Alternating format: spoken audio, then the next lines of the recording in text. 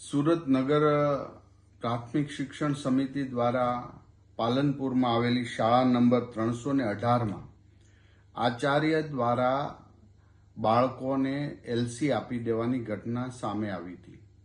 અમારા નગર શિક્ષણ સમિતિના અધ્યક્ષ ભાઈ શ્રી કાપડિયાભાઈ અને સભ્ય બેન શ્રી સ્વાતિબેન સોસાની જાગૃતતાથી આજે તેઓ શાળાએ ગયા હતા અને એ ધ્યાન મારા ધ્યાને દોરવામાં આવ્યું હતું કે આ પ્રિન્સિપાલે ગરીબ બાળકોને એલસી આપી દીધા છે અને આ એક સહન ન થાય એવું કૃત્ય જે આચાર્યએ કર્યું છે. એટલે તુરંત જ મેં શાસનાધિકારી મેહુલભાઈને સૂચના આપી.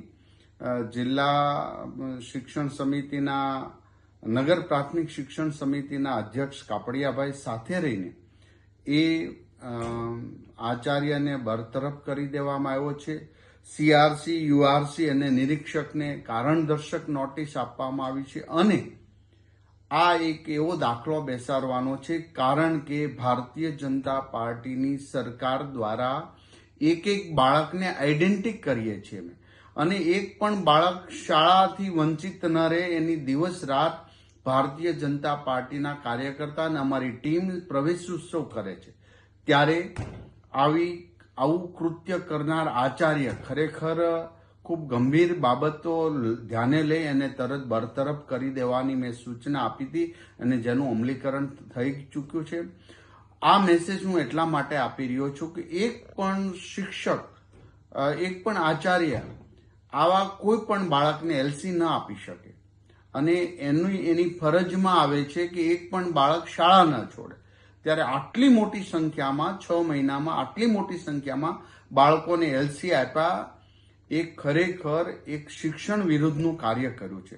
આ ક્યારે પણ સાંખી લેવામાં આવશે નહીં. એની કમિટી બનાવવામાં આવી છે. પૂર્ણ રિપોર્ટ આવ્યા પછી કાયમિક માટે આ આચાર્યને એને પદથી દૂર કરી દેવામાં આવ્યા છે અને યુઆરસી, સીઆરસી અને નિરીક્ષકને પણ આ ધ્યાન નથી રાખવા બદલ પણ કારણદર્શક નોટિસ આપી છે. મારા નગર પ્રાથમિક શિક્ષણ સમિતિના દરેક સભ્ય સુરત શહેર માટે ખૂબ સારી કામગીરી કરી રહ્યા. મારી સુરત શહેરની અને ગુજરાતની અનેક શાળાઓ એવી છે કે જ્યાં આજે એડમિશન લેવા માટે પડાપડી થઈ રહી. આવા શિક્ષકો ખૂબ સારા કામગીરી કરી રહ્યા. ત્યારે આવો એકાદ વ્યક્તિ જ્યારે શિક્ષણને ન શોભે એવું કામગીરી કરી છે એ બદલ આ એક્શન લેવામાં આવ્યા છે ને એક પણ બાબતમાં અમે કચાશ રહેવા દેશું નહીં, એને છોડવામાં પણ નહીં આવે. આ એક સંદેશો આપીએ છીએ જેથી કરીને સારા શિક્ષકોને પ્રોત્સાહિત મળે અને સરકાર જે કામગીરી કરવા માંગે છે ગરીબ બાળકોને શિક્ષણ આપવામાં એ પૂરેપૂરું અમે અમલીકરણ કરીશું. ફરી વખત આવું કૃત્ય કરતા 10 વાર વિચારશે. એટલા માટે આ કડક ડિસિઝન અમારે લેવું પડ્યું છે અને લઈને એનું અમલીકરણ અત્યારે રાત્રે કરી દેવામાં આવ્યું છે. અસ્તુ.